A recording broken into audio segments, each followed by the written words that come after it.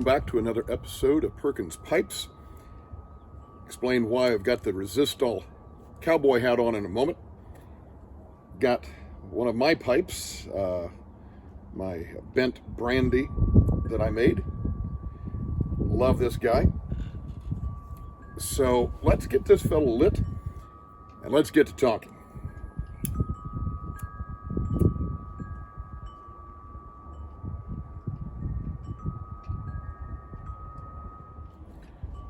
So let's talk about why I've got the Resistol.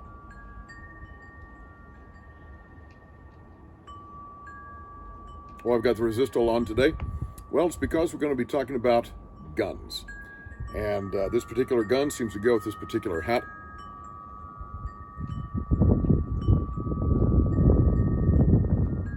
As I mentioned before on one of the gun videos, I like firearms for three reasons. There's the aesthetic, there's the functionality, and then there's usually some particular connection that the firearm has to me.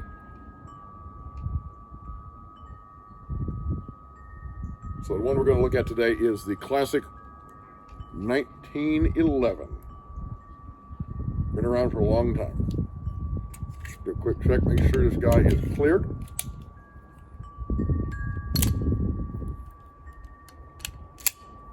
And indeed, he is. So what's going on with this? Well, first of all, the 1911 is just a legendary firearm. Been around since, obviously, 1911. Was a standard American military issue sidearm for a long, long time. Up until the 1980s. You know, there's a look to this. There's a look to this firearm. And we'll talk about these grips here in a moment. But the model 1911 A1 U.S. Army, it's just classic. I love the aesthetic of this. It's slender. Obviously, it's a single stack magazine. Love the slender profile. It's got the very small iron sights there. But man, is that just it's just a good looking firearm. Now, say a word about the functionality. So this one is chambered in 9mm. Yes, I know, 45, that's the standard. I get it. For my purposes, I mentioned this before, I like to keep my ammo in really just two calibers, 9mm, 22 long rifle. And I've used this guy at the range with 115 grain full metal jacket, range ammo.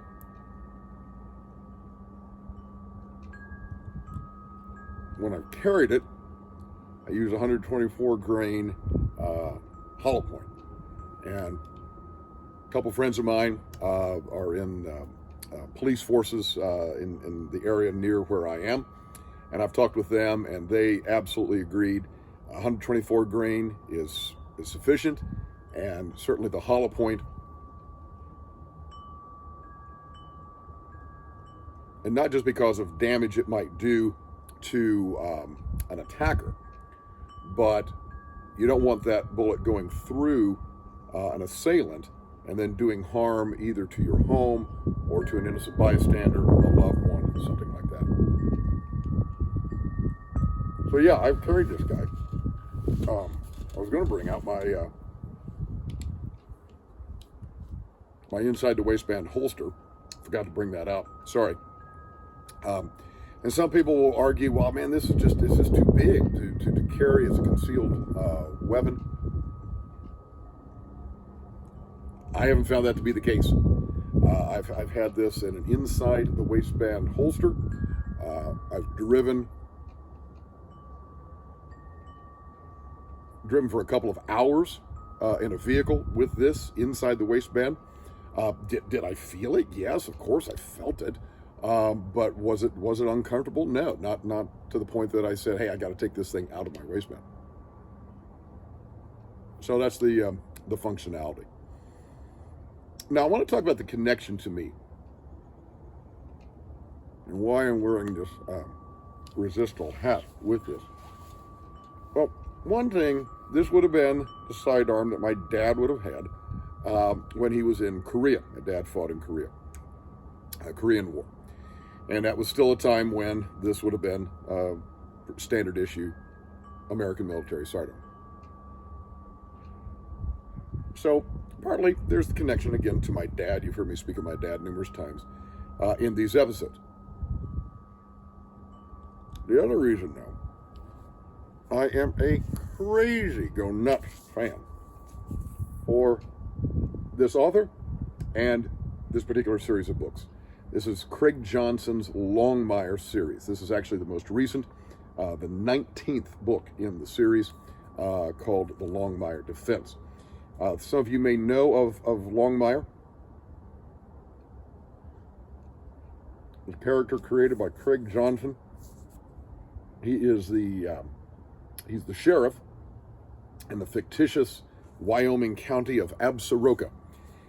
And this was done into a TV series originally on A&E, and then Netflix took it over for a couple seasons. And the television series is phenomenal. You can't go wrong with the television series. Although there's significant differences between the series and the books, I love them both. I love the book series. I love the television series.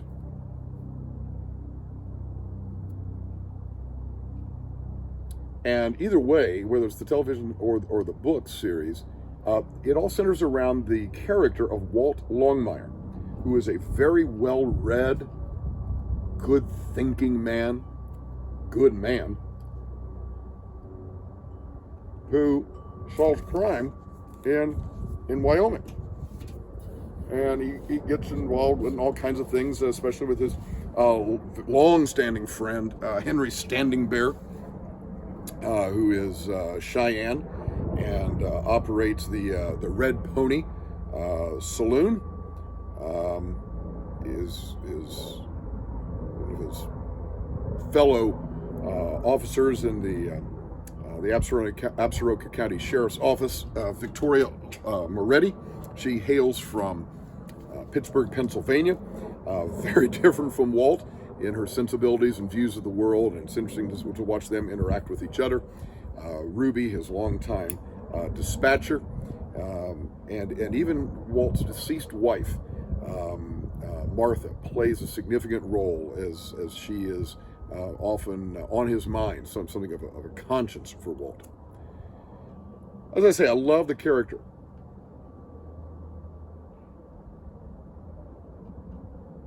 Love the character, love the scenery, love the way Craig Johnson writes.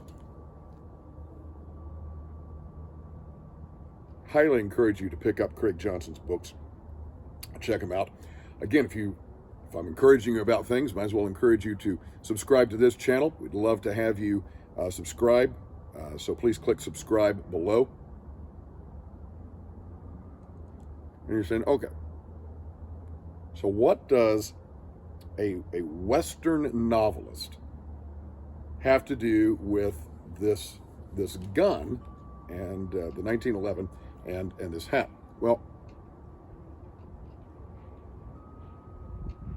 part of the reason I wanted to pick this up, and by the way, this is from T-Sauce. It's a Turkish company, beautiful replica.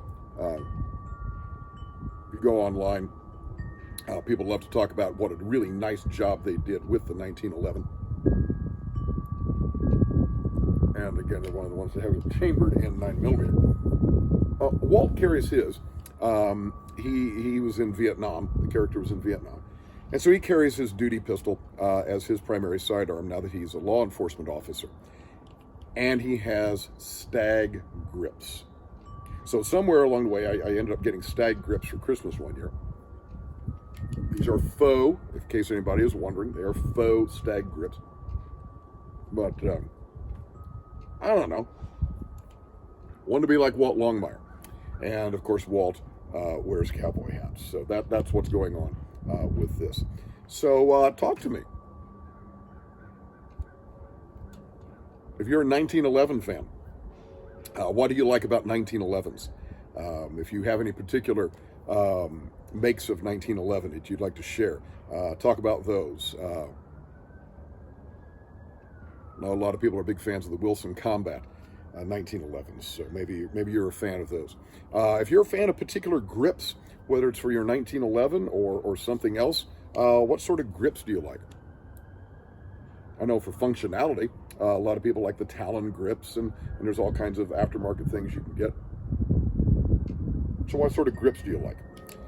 And if you like Longmire, the TV show or the books, please pop a comment in there. We'd love to hear from you. So as Malcolm Guite likes to say, I do these little things in order at last to do nothing, or as I've said it in Latin, Parva ago ut tandem, nihil agam. Have a wonderful day.